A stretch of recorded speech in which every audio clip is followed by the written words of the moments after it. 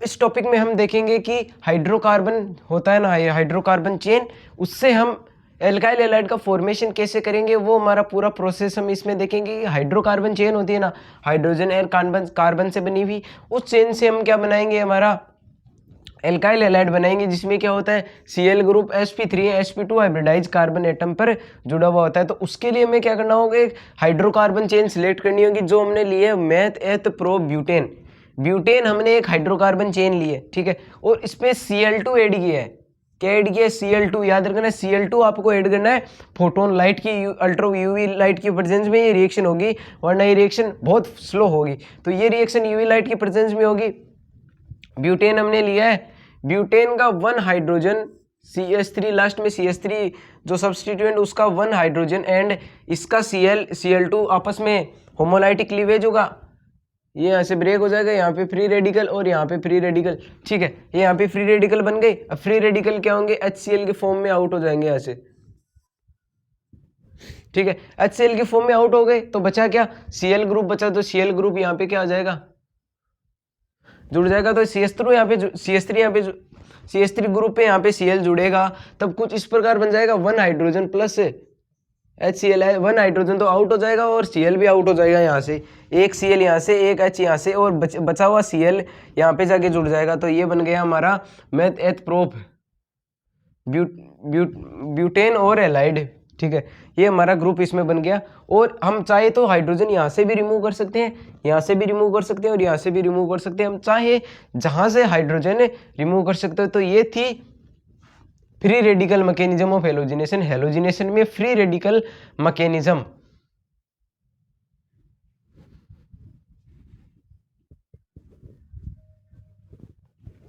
तो अब हम फॉर्मेशन थ्रू सीखते हैं कि एल्कीन से होता है ना, एल्कीन से हम क्या बनाएंगे, एल्काइल हैलाइड बनाएंगे। पूरा प्रोसेस देंगे कि एल्कीन से एल्काइल हैलाइड कैसे बनता है।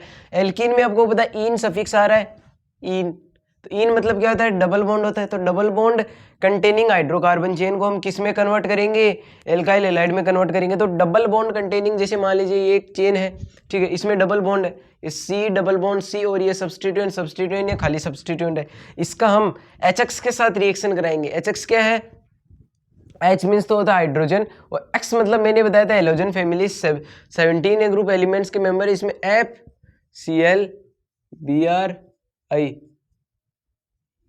इन चारों को यहाँ पे रख सकते हैं, ठीक है, इन चारों को यहाँ पे रख सकते हैं, ठीक है। तो अब हम क्या करेंगे, इसमें क्या करेंगे, डबल बॉन्ड को ब्रेक करेंगे, ठीक है, और इसमें मार्कोनी रूल लगाएंगे। मार्कोनी रूल क्या कहता है, जिस हाइड्रोजन का इस चेन में हाइड्रोजन या इस डबल बॉन्डेड कार्बन में जिस तरफ जाएगा उस तरफ नंबर ऑफ हाइड्रोजन क्या होंगे, ज्यादा होंगे। तो नंबर ऑफ हाइड्रोजन जिस साइड ज्यादा होंगे उस साइड तो ये H अटैक करेगा, और जिस साइड नंबर ऑफ हाइड्रोजन कम होंगे उस साइड हेलोजन एटम अटैक करेगा। तो मान लीजिए इस साइड हाइड्रोजन के नंबर ज्यादा है तो हाइड्रोजन ने यहाँ अटैक कर दिया, तो इस साइड में ये बन गया, ठीक है, ये बन गया अपना एल्काइल हैलाइड बन गया, ठीक है। अब बात करते हैं कि दूसरा एग्जांपल लेके देखते हैं कि इसमें हम मार्कोनी रूल लगा सकते हैं कि नहीं लगा सकते। तो देखिए इसमें ये मेरा एग्जांपल है, मेथ एथ प्रो ब्यूट 1 इन ब्यूटीन है ये, ठीक है, ब्यूटीन का हम हाइड्रोक्लोरिक एसिड के साथ रिएक्शन कराया था। मैंने बताया था कि आपको इस अक्स की जगह आप Cl वगैरह कुछ भी ले सकते हैं। तो हाइड्रोक्लोरिक एसिड की प्रेजेंस में यदि हम इसकी रिएक्शन करवाते हैं तो हमें ऑब्टेन होता है कि हाइड्रोजन जिस साइड जाएगा, जिस साइड पे हाइड्रोजन की नंबर ज्यादा है, क्लोरीन जिस साइड जाएगा वहाँ पे हाइड्रोजन की नंबर कम है। मार्कोनी रूल के अनुसार ये कहता है, मार्कोनी रूल ये कहता है कि हाइड्रोजन हमेशा जिस साइड जाता है जहाँ पे हाइड्रोजन की नंबर ज्यादा हो, एंड क्लोरीन जिस साइड जाता है वहाँ पे हाइड्रोजन की नंबर कम हो। डबल बॉन्डेड कार्बन एटम्स में, डबल बॉन्डेड आपको कार्बन एटम्स इनमें देखने, बाकी यहाँ के नहीं देखने कि इसमें देख सकते हैं आप, इसमें हाइड्रोजन कम है, इसमें ज़्यादा है तो इसमें चला जाए, ऐसा कुछ नहीं है। डबल बॉन्डेड साइड में देखना है, क्योंकि डबल बॉन्ड ब्रेक होगा, सिंगल बॉन्ड तो ब्रेक होने से रहा, तो डबल बॉन्ड ब्रेक होगा तो एक साइड में इधर जाएगा हाइड्रोजन जिस साइड पे ज़्यादा है, और इसको ब्रेकिंग करेंगे तब इस यहाँ पे हाइड्रोजन भेजेंगे और यहाँ पे Cl भेजेंगे, तब बाई प्रोडक्ट क्या बनेगा, as a product CH3 CH2 CH3 ये एज इट इज आ गया, और CH ये यहाँ पर आ गया, डबल बॉन्ड ब्रेक हो गया, डबल बॉन्ड ब्रेक हो गया सिंगल बॉन्ड में, तो CH ये आ गया, और सिंगल बॉन्ड CH3 एक हाइड्रोजन यहाँ से चल गया यहाँ चला गया, तो CH3 होगा, और यहाँ से क्या अटैच हो गया Cl, तो इसका IUPAC नेम क्या हो जाएगा, ब्यूटीन से हमें क्या बनाया है, मेथड प्रोब्यूट ब्यूट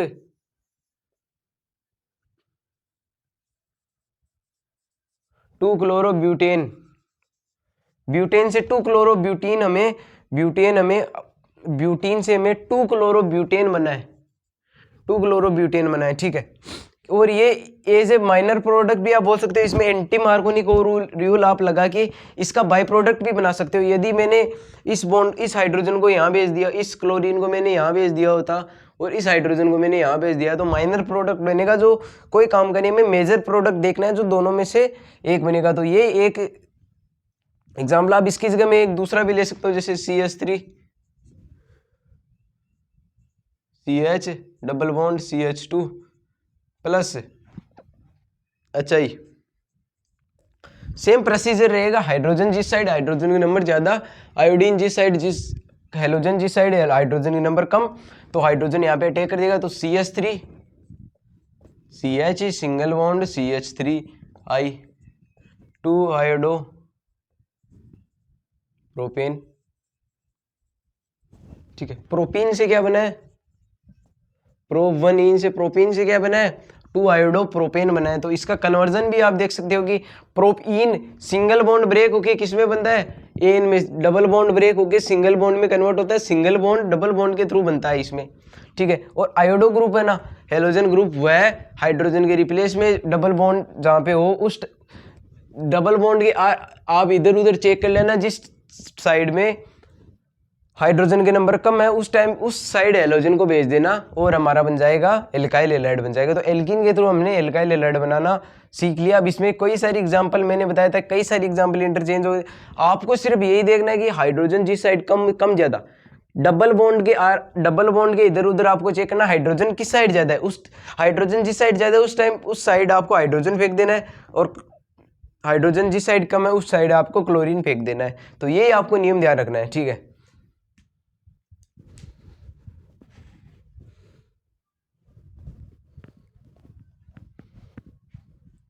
तो एल्कीन में भी एक दूसरा पार्ट है। इस पार्ट में आपको एक छोटी सी रिएक्शन है जिसमें क्या करना होगा आपको, पिछले बार हमने इसमें एल्कीन में HCl लिया था, अब हमको क्या लेना है, Br2 लेना है, डाइब्रोमाइड लेना है, ब्रोमाइड के 2 मॉलिक्यूल्स लेना है, और कार्बन टेट्राक्लोराइड इसमें एज ए कैटलिस्ट यूज में लेना है, ठीक है, सॉल्वेंट।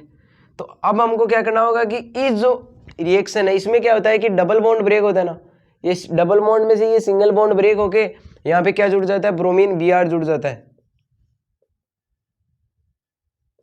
Br जुड़ जाता है। तो क्या बनेगा, यहाँ एक तो CH2 ये हो गया, CH2 ये हो गया, तो CH2 तो ये हो गए, और 2 Br यहाँ पे जुड़ गए, तो मैंने 2 Br को ऐसे लिख दिया, चाहे आप ऐसे लिख सकते हो, Br और, ठीक है, Br लिख दिया। तो इसका IUPAC नेम क्या होगा, 1,2 डाइब्रोमो इथेन, 1,2 डाइब्रोमो इथेन इसका IUPAC नेम हो गया। किससे बनाया ये, इथीन से बनाया,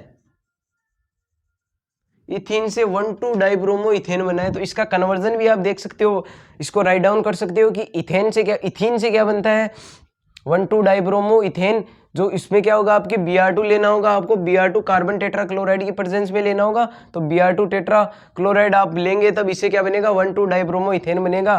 फर्स्ट नंबर कार्बन पे सेकंड नंबर कार्बन पे ब्रोमीन ग्रुप जुड़ जाएंगे दोनों डबल बॉन्ड की इधर उधर साइड में, ठीक है। इसका एक एग्जांपल करके देखता हूँ, इसमें से डबल बॉन्ड में से आपको एक बॉन्ड ब्रेक कर देना है, ठीक है। एक साइड में Br अटैच कर दो यहाँ पे पार्शियली, एक साइड पे Br अटैच कर दो पार्शियली, और इसका प्रोडक्ट बना दो, तो CH3 CH single bond CH single bond CH3, और ये हो गया Br, ठीक है, ये बना दो। अब इसका IUPAC नेम देखते हैं, तो 1 2 3 4, तो 2,3 डाइब्रोमो मेथड प्रोब्यूटेन,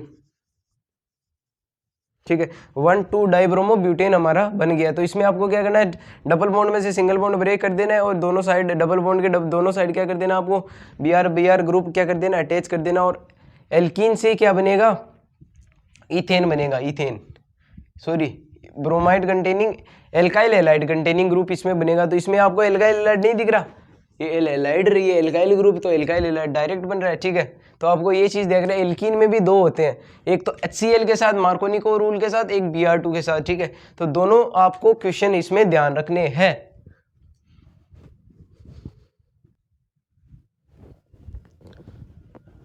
अब हम देखते हैं preparation of alkyl allied halogen exchange method में हम देखते हैं कि प्रिपरेशन ऑफ एल्काइल एलाइड का प्रिपरेशन कैसे होता है। एल्काइल एलाइड का प्रिपरेशन को इसमें क्या हमें देखूंगा कि एल्काइल एलाइड होता है ना RX, इससे क्या बनेगा, एल्काइल एलाइड ही बनेगा इससे भी।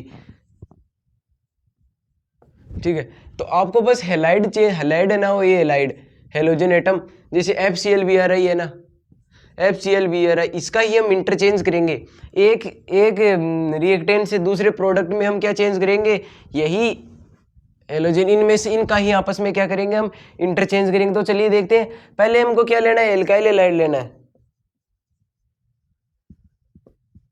एल्काइल एलाइड करना है, एल्काइल ग्रुप और एलाइड एटम आप उसमें एल्काइल एलाइड बनता है। ठीक है, अब इसका रिएक्शन करा दीजिए आप सोडियम आयोडाइड के साथ, NaI सोडियम आयोडाइड के साथ आप रिएक्शन कराएंगे तो RX पॉजिटिव, RX है ना, ये RX negative R positive pay break हो जाएंगे आपस में, क्योंकि X इलेक्ट्रॉन डोनेटिंग ग्रुप है तो इलेक्ट्रॉन विड्रॉइंग ग्रुप है, तो इलेक्ट्रॉन विड्रॉ करके इस पे नेगेटिव चार्ज आ जाएगा, इस पे पॉजिटिव आ जाएगा, सोडियम पे पॉजिटिव एंड आयोडाइड पे नेगेटिव। ठीक है, तो पॉजिटिव नेगेटिव के पास जाएगा और नेगेटिव पॉजिटिव के पास जाएगा। ठीक है, तो R और I एक साथ जुड़ गए तो Ri बन गया, एल्काइल आयोडाइड बन जाए, एल्काइल आयोडाइड बन गया, और ये सोडियम एलाइड बन गया, इधर सोडियम एलाइड बन गया एक साइड। ठीक है, तो एक साइड तो एल्काइल आयोडाइड बन गया और दूसरी साइड एल्काइल सोडियम एलाइड बन गया। ठीक है, सोडियम एलाइड की जगह मान लीजिए मैंने यहाँ पे Cl किया हुआ होता, एल्काइल क्लोराइड, एल्काइल एलाइड की जगह मैं करता मैं एल्काइल क्लोराइड, तो यहाँ पे क्या बनता, सोडियम क्लोराइड,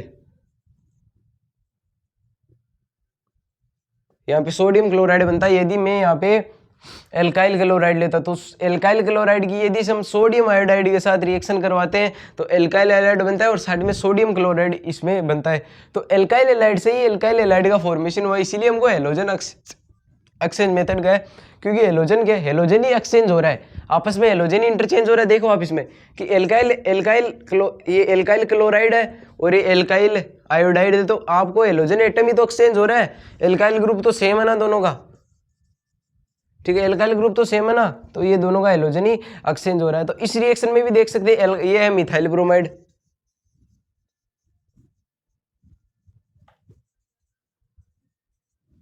ये मिथाइल ब्रोमाइड है। ठीक है, मिथाइल ब्रोमाइड का आप सिल्वर फ्लोराइड के इसके सिल्वर फ्लोराइड के साथ रिएक्शन करा दीजिए। सिल्वर फ्लोराइड के साथ यदि आप रिएक्शन करवाएंगे इसकी एल्काइल मिथाइल ब्रोमाइड की, तो मिथाइल फ्लोराइड ऑब्टेन होगा।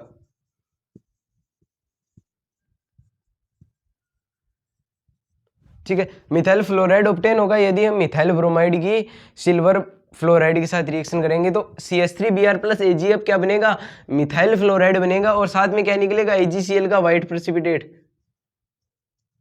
ठीक है, AgCl हमें ऑब्टेन होगा, और क्या हमने ऑब्टेन होगा, मेन प्रोडक्ट जो हमारा क्या है, मिथाइल फ्लोराइड मेन ऑब्जेक्ट है। तो हेलोजन ही तो एक्सचेंज हो रहा है, यहाँ पे Br हो गया और यहाँ पे F आ गया।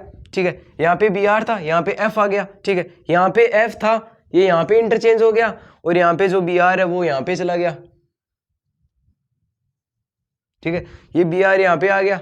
ठीक है, तो आपको ये चीज देखें, हेलोजन एक्सचेंज में ये मेथड है, सिंपल सा मेथड, आपको यूनिवर्सल कर देना है कि हेलोजन ही किसमें बदल रहा है आपस में, हेलोजन ही हेलोजन में इंटरचेंज हो रहा है। तो आपको ये चीज ध्यान रखना, ब्रोमीन किस में कन्वर्ट हो रहा है, फ्लोरीन में, तो यही है हेलोजन एक्सचेंज मेथड।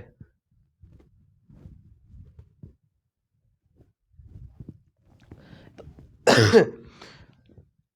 अब हम देखें प्रिपरेशन ऑफ हेलोइरिन। हेलोइरिन का प्रिपरेशन कैसे होता है, मतलब sp2 हाइब्रिडाइज कार्बन एटम पर sp2 हाइब्रिडाइज कार्बन एटम पर हमें हेलोजन एटम अटैच करना है। तो sp2 हाइब्रिडाइज कार्बन एटम पे हमें क्या अटैच कर देना है, हेलोजन अटैच कर देना है। ये क्या बन जाएगा, हेलोएरिन बन जाएगा। यदि हम sp2 हाइब्रिडाइज कार्बन एटम पर हेलोजन एटम यदि जोड़ दे तो हम कैपेबल हो जाएंगे हेलोएरिन का फॉर्मेशन करने में, हेलोएरिन बन जाएगा यदि हम sp2 हाइब्रिडाइज कार्बन एटम पर हेलोजन जोड़ दे। ठीक है, तो अब हम एक रिएक्शन देखते हैं जिसमें हम हेलोजन जोड़ेंगे sp2 हाइब्रिडाइज कार्बन एटम पर।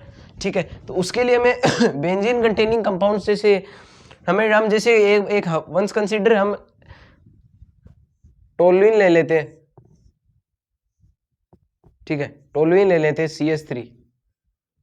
ठीक है, CH3। अब CH3 में क्या होगा कि ऑर्थो एंड पैरा पोजीशन है ना, ये ऑर्थो और ये पैरा। ठीक है, ऑर्थो और पैरा पोजीशन में हम क्या कर देंगे, एक तो यहाँ पे अटैच कर देंगे और यहाँ पे हेलोजन एटम अटैच कर देंगे। आपको ये तो पता ही होगा कि बेंजीन रिंग में ये कार्बन होता है ना sp2 हाइब्रिडाइज होता है, ये कार्बन एटम होता है ना sp2 हाइब्रिडाइज होते हैं। तो हम यहाँ पे हेलोजन एटम इसमें जोड़ेंगे, ऑर्थो एंड इन दोनों पोजीशन पे हम ऑर्थो पोजीशन और पैरा पोजीशन पे हम जोड़ेंगे, इन दोनों को जोड़ेंगे। ठीक है, तो उसके लिए आपको क्या करना होगा, इसमें 2 मोल ऑफ हमने जैसे Br2 लिया था ना, वैसे ही इसमें आपको 2 मोल लेने पड़ेंगे। ठीक है, 2 मोल लेने पड़ेंगे आपको। तो इसमें हम प्लस X2 कर देते हैं, 2 मोल ऑफ हैलाइड कर देते हैं X2। किसकी प्रेजेंस में कराना है आपको, आयरन की प्रेजेंस में बनाना है। Fe डार्क, लाइट की रिक्वायरमेंट नहीं होगी आपको, इसमें डार्क में कराना होगा। ठीक है, तो यदि आप X2 इसमें रिएक्शन करवाते हैं टोलुइन की डाई एल्काइल हैलाइड के साथ रिएक्शन करवाते हैं तो बाई प्रोडक्ट 2 बाई प्रोडक्ट आते हैं। ठीक है, ये यहाँ पे CH3 टोलुइन बन गया और ये एक यहाँ पे X हो गया। ठीक है, प्लस ऐसा का ऐसा ही प्रोडक्ट बनेगा, बस पोजीशन जो है हैलाइड जुड़ने की वो डिफरेंट रहेगी। वो कहाँ रहेगी, वो यहाँ रहेगी। ठीक है, तो ऑर्थो हेलोटोलुइन और पैरा हेलोटोलुइन का इसमें क्या हो गया, फॉर्मेशन हो गया। तो जो पोजीशन है हेलोजन जुड़ने की वह इन दोनों में डिफरेंट करती है, तो एक मेजर माइनर का भी डिफरेंस ये क्रिएट कर देती है। तो X2 का इसके साथ रिएक्शन करवाया ना हमने, टोलुइन का X2 के साथ रिएक्शन कराया, तो हमें ये फॉलोइंग एज द प्रोडक्ट हमें ऑब्टेन हुए हैं। तो ऐसा हमने क्या देखा, इलेक्ट्रोफाइल है ना X2 का इलेक्ट्रोफाइल। ठीक है, ये यहाँ पे अटैक किया इसने, X2 का इलेक्ट्रोफाइल है ना, इसने उसके बेंजीन की टोलुइन के पोजीशन है ना, बेंजीन कंटेनिंग ग्रुप टोलुइन के कार्बन एटम पे क्या है किया इसने, अटैक किया। तो अटैक किया इसने, बाद में क्या बना लिया, halogen atom sp2 hybridize carbon atom से जुड़ गया और बाकी हमने ये दोनों प्रोडक्ट एज ए प्रोडक्ट बना लिए।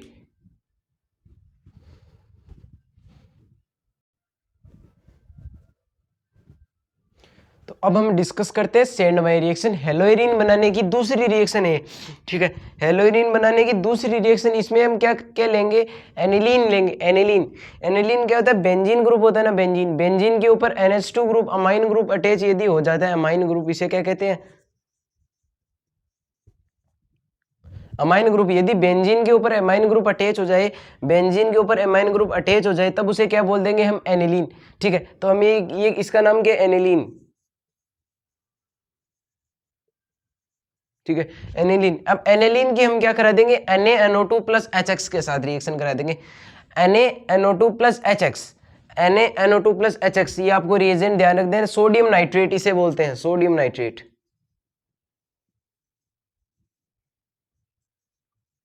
इसे हम सोडियम नाइट्रेट बोलते हैं। HX को हम हाइड्रोक्लोरिक एसिड भी बोल सकते हैं कि X की जगह क्या आ सकता है, Cl भी आ सकता है। ठीक है, तो इसको सर्टेन टेम्परेचर 273 से लेके 278 केल्विन तक हम टेम्परेचर प्रोवाइड करेंगे। NaNO2 प्लस HCl के साथ हम इसकी रिएक्शन कराएंगे। ठीक है, तो इससे आपको ऑब्टेन होगा बेंजीन डाई एजोनियम क्लोराइड। ठीक है, क्या ऑब्टेन होगा, benzene diazonium benzene diazonium chloride react होगा यदि हम एनिलीन को NaNO2 प्लस HCl में कन्वर्ट करेंगे। ये एकमात्र प्रोसेस है, हम इस प्रोसेस को एमाइन वाले चैप्टर में भी डिस्कस करेंगे और इस चैप्टर में भी इसकी 1-2 रिएक्शन है। तो एक ये रिएक्शन है एनिलीन से बेंजीन डाइएजोनियम बनाने की बहुत इंपॉर्टेंट रिएक्शन मानी जाती है ऑर्गेनिक केमिस्ट्री की, क्योंकि बेंजीन डाइएजोनियम ऐसा कंपाउंड है जो एल्काइल हैलाइड में कोई एल्काइल हैलाइड को कोई सा भी एल्काइल हैलाइड बना सकता है ये, ठीक है। किसी भी प्रकार के बेंजीन कंटेनिंग ग्रुप में सब्स्टिट्यूशन एलिमिनेशन सारे प्रकार की रिएक्शन इसमें अमाइन वाले चैप्टर में हम देखेंगे कि बेंजीन डाइएजोनियम की जो इंपॉर्टेंस है ना वो बहुत ज़्यादा है। तो इसकी अब फर्दर इसका CuH2 के साथ रिएक्शन करवाते हैं ना, ठीक है। तो यहाँ पे इसकी नाइट्रोजन गैस तो आउट हो जाएगी, केवल यहाँ पे क्या बचेगा, क्लोरोबेंजीन, ठीक है, क्लोरोबेंजीन बचेगा, क्योंकि यहाँ पे जो आपने ये N2 तो ये यहाँ पे कंजप्ट हो गया, ठीक है। तो यहाँ पे X आ जाएगा और यहाँ पे ये X जो लिया गया ये डिसाइड करेगा यहाँ पे क्लोरोबेंजीन बनना है, ब्रोमोबेंजीन बनना है, आयोडोबेंजीन बनना है और क्या बनना है ये यही डिसाइड करेगा। कौन डिसाइड करेगा, यहाँ पे X, यहाँ पे मैंने Cl लेता तो यहाँ पे Cl आ जाता, ठीक है, यहाँ पे Cl आ जाता, और यदि मैं X लेता तो यहाँ पे X आ जाएगा। तो ये आपको चीज ध्यान रखना है कि यहाँ पे जो आप HX ले रहे हो ना NaNO2 प्लस HX, ये डिसाइड करता है यहाँ X आएगा, यहाँ पे क्या आएगा, Cl आएगा। तो ये चीज का आपको ध्यान रखना है कि यहाँ पे आपको NaNO2 प्लस HX लेना है, HCl लेना है, वो आपको हर वीडियो में हर कैटलिस्ट में इसमें सॉल्वेंट में देखना होगा आपको कि आप HCl डाल रहे हो या HX डाल रहे हो। तो वो आपका निर्धारित करेगा कि यहाँ पे क्लोरोबेंजीन बनेगा,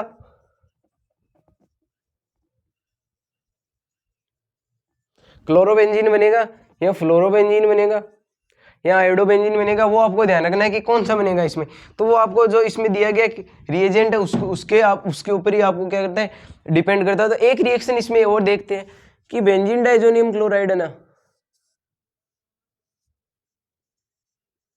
N2 पॉजिटिव Cl नेगेटिव, ठीक है, N2 पॉजिटिव Cl नेगेटिव। अब इसकी रिएक्शन करा दो पोटेशियम आयोडाइड के साथ, इसकी रिएक्शन करा दीजिए पोटेशियम आयोडाइड Ki के साथ, पोटेशियम आयोडाइड के साथ आप इसकी रिएक्शन करा दो बेंजीन डाइजोनियम क्लोराइड की। तो ये क्या बनेगा, आयोडोबेंजीन बनेगा। भाई सीधी बात है, आयोडोबेंजीन बहुत कम बनता है रिएक्शन में, आयोडोबेंजीन बन गया, ठीक है, आयोडोबेंजीन बन गया और बचेगी क्या, कौन सी गैस, N2 गैस निकाल दो भाई, डाइनाइट्रोजन गैस निकाल दो, डाइनाइट्रो गैस, ठीक है। तो ये आप रिएक्शन इसमें बोल सकते हो, और प्लस क्या आउट होगा, KCl, ये भैया ये K और ये Cl कहाँ जाएगा, ये तो आपने जोड़ दिया, ये आई तो जोड़ दिया, N2 गैस भी निकाल दी तो KCl। ये रिएक्शन आ सकती है कि बेंजीन डाइजोनियम से आयोडोबेंजीन का फॉर्मेशन हुआ, क्लोरोबेंजीन हमने कर दिया, ब्रोमोबेंजीन भी यदि हम इसकी जगह HBr ले, ठीक है, यहाँ पे हम HBr लेना तो वो रिएक्शन भी हमारी टेक प्लेस हो जाएगी, ठीक है, ठीक है, NaNO2 प्लस HBr, वो रिएक्शन भी हम लेना 278 केल्विन, तो भी ये रिएक्शन हो जाएगी। इसमें क्या बनेगा, बेंजीन डाइजोनियम क्लोराइड बनेगा, और इसके बाद में इसका CuH2 के साथ यदि हम लिंक लेते हैं तो इसमें यहाँ पे भी हमें Br2 लेना पड़ेगा, और Br2 की जगह यहाँ पे क्या बन जाएगा, बाद में ब्रोमोबेंजीन बन जाएगा, ठीक है।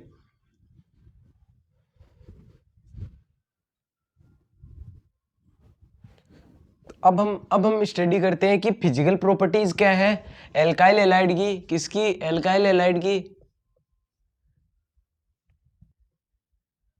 एंड एराइल हैलाइड की।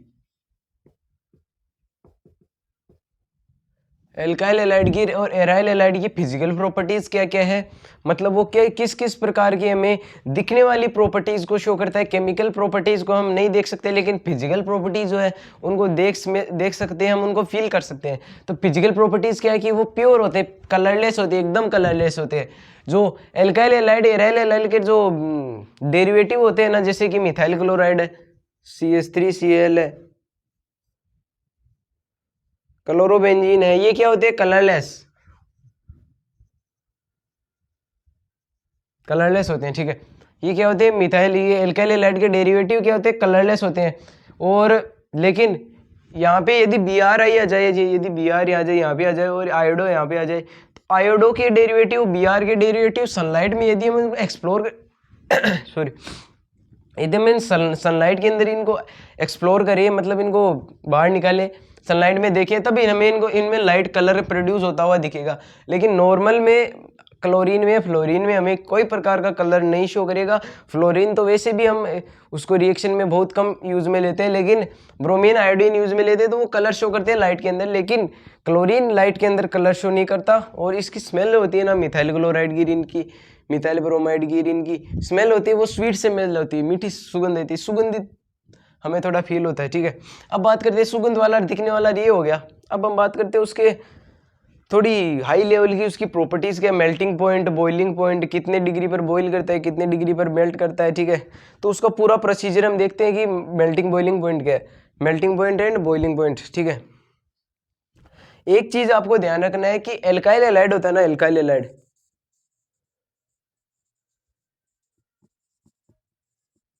एल्काइल हैलाइड में जो बॉइलिंग पॉइंट होता है वो ज्यादा होता है एज कंपेयर टू हाइड्रोकार्बन। यदि आपको पूछ ले कि एल्काइल हैलाइड और हाइड्रोकार्बन में से, एल्काइल हैलाइड और हाइड्रोकार्बन में से दोनों का बॉइलिंग पॉइंट का ऑर्डर पूछ ले तो बॉइलिंग पॉइंट ज्यादा होगी एल्काइल हैलाइड की एज कंपेयर टू हाइड्रोकार्बन की। एक आपको मैं एग्जांपल देके बता देता हूँ, एक तो मिथाइल क्लोराइड होता है CH3Cl, ठीक है, एक होता है CH3, ठीक है,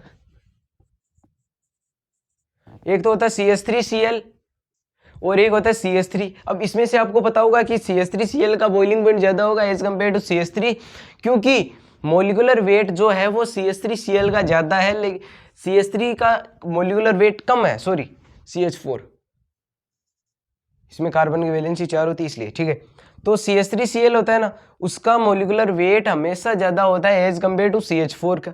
मिथाइल क्लोराइड का मिथाइल से हमेशा ज्यादा होता है क्या, बॉइलिंग पॉइंट ज्यादा होता है, हमेशा ज्यादा होता है, क्योंकि इसका मोलिकुलर वेट क्या होता है, ज्यादा होता है। तो आपको फॉर्मूला ये याद रख लेना है कि बॉइलिंग पॉइंट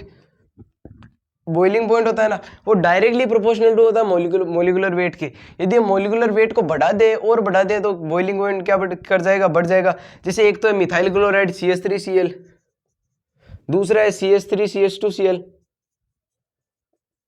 तो इनमें ज्यादा बॉइलिंग पॉइंट होगा सेकेंड का इथाइल क्लोराइड का और सेकेंड भी होगा मिथाइल क्लोराइड का, क्योंकि इसमें मोलिकुलर वेट नीचे वाले का इथाइल क्लोराइड का ज्यादा है, क्योंकि इसमें ज्यादा कार्बन है, मिथाइल क्लोराइड में कम है, इसमें कम कार्बन है, एक क्लोरीन है। ठीक है, बॉइलिंग पॉइंट के आपको मोलिकुलर वेट के बेसिस पे आंसर देना है। दूसरा आपको बेसिस जो बनाना है वो है ब्रांचेज का।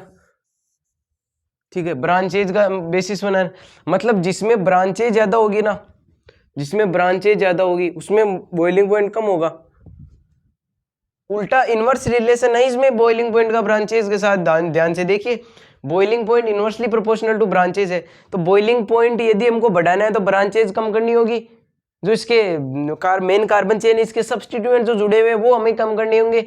ठीक है, यदि हमको बॉइलिंग पॉइंट कम करना है तो ब्रांचेज बढ़ा दो भाई, भर भर के ब्रांचेज लगा दो। एक यहाँ पे CH2 को हटा के यहाँ पे एक CH3 और लगा दो। ठीक है, भर भर के ब्रांचेस लगा सकते हैं, लेकिन हमें ऐसा नहीं करना, हमें बॉइलिंग पॉइंट को मैटर करना है। तो बॉइलिंग पॉइंट हमें बढ़ाना है, तो इसलिए आपको हमें कायदे से काम लेना होगा। तो बॉइलिंग पॉइंट बढ़ाना घटाना हो तो ब्रांचेस को ऊपर नीचे करके कर सकते हैं, लेकिन बशर्ते इसका रिलेशन जो है बॉइलिंग पॉइंट का ब्रांचेस के साथ वो इनवर्स रिलेशन है, मतलब इसको बढ़ाएंगे तो ये कम होगा, ये बढ़ाएंगे तो दूसरा कम होगा। ये रिलेशन आपको ध्यान रखना हो। इसका एग्जाम्पल के साथ मैं आपको समझाऊंगा कि एक तो है ये आपका CH3CH2Br इथाइल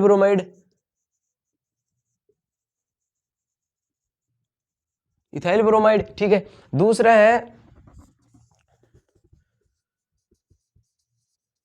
2-ब्रोमो मेथड प्रोब्यूट, 2-ब्रोमोब्यूटेन। एक तो है इथाइल ब्रोमाइड, दूसरा 2-ब्रोमोब्यूटेन, और तीसरा है हमारा 2-ब्रोमो-2-मिथाइल मेथड प्रोपेन। ठीक है, ये एग्जांपल है। तो इसमें सबसे ज्यादा बॉइलिंग पॉइंट किसमें होगा, जिसमें ब्रांचेस सबसे कम है। ब्रांचेस सबसे कम किसमें है, इसमें सबसे कम है, बाद में इसमें है, और सबसे ज्यादा इसमें 2 ब्रांचेस। ठीक है, तो इस चीज को आपको ध्यान रखना, ब्रांचेस के बेसिस पे आपको आंसर देना है। ये केस किसमें फॉलो हो रहा है, ये दोनों केस ये फॉलो हो रहा है एल्काइल हैलाइड में, ये एल्काइल हैलाइड में फॉलो। अब बात करते हैं हम एराइल हैलाइड की। ये किसके केस है, ये केस हमारे एराइल हैलाइड की। मतलब मेन कार्बन चेन जिससे हेलोजन एटम जुड़ा हुआ है उसका हाइब्रिडाइजेशन क्या है, sp2 है। इसमें हाइब्रिडाइजेशन क्या है, sp3 है। तो आपको यदि एराइल एल्काइल में डिफरेंस करना हो तो आप हाइब्रिडाइजेशन देखिए जिस कार्बन से हेलोजन जुड़ा हुआ है, जिस कार्बन से हेलोजन जुड़ा हुआ है उसका हाइब्रिडाइजेशन देखिए, बाद में आप बता दीजिए कि ये क्या है, sp2 है, sp है, sp2 sp3। हाइब्रिडाइजेशन जिस कार्बन का हेलोजन से जुड़ा है उसका आपको चेक करके बताना है कि एल्काइल हैलाइड बन रहा है या एराइल हैलाइड बन रहा है। तो इसमें एराइल हैलाइड बन रहा है क्योंकि बेंजीन में sp2 हाइब्रिडाइजेशन होता है कार्बन का, तो sp2 हाइब्रिडाइज कार्बन से क्लोरीन जुड़ा हुआ है। तो आपको ध्यान रखना है सबसे ज्यादा बॉइलिंग पॉइंट किसका होगा, सबसे ज्यादा बॉइलिंग पॉइंट होगा जिस पैरा पोजीशन पे क्या जुड़ा हुआ होता है, पैरा पोजीशन पे क्या जुड़ा हुआ होता है, para position,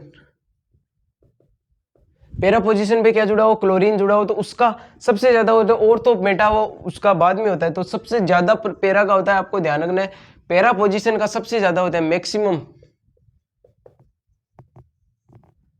in para, para में मैक्सिमम होता है, उसके अलावा किसी में नहीं होता। सबसे ज्यादा जो बॉइलिंग पॉइंट होता है पैरा में होता है, इसमें जिसमें सबसे कम ब्रांचेज होती है उसमें बॉइलिंग पॉइंट ज्यादा है। और बॉइलिंग पॉइंट मॉलिक्यूलर वेट के एल्काइल हैलाइड में बात करें, एल्काइल हैलाइड में कि बॉइलिंग पॉइंट मॉलिक्यूलरिटी के साथ डायरेक्टली प्रोपोर्शनल है। तो इस वीडियो में इतना ही। अब नेक्स्ट वीडियो में हम केमिकल प्रॉपर्टीज की बात करेंगे। फिजिकल प्रॉपर्टीज हमने देख ली जो हमको दिखती है, अब केमिकल प्रॉपर्टीज बात करेंगे। ठीक है, तब तक के लिए थैंक यू, धन्यवाद। चैप्टर को पढ़ते रहिए, जो मैंने पढ़ाया पहले उसको भी रिवाइज कीजिए, पहले पार्ट को भी क्या कीजिए आप रिवाइज कीजिए। तो thank you, have a nice day.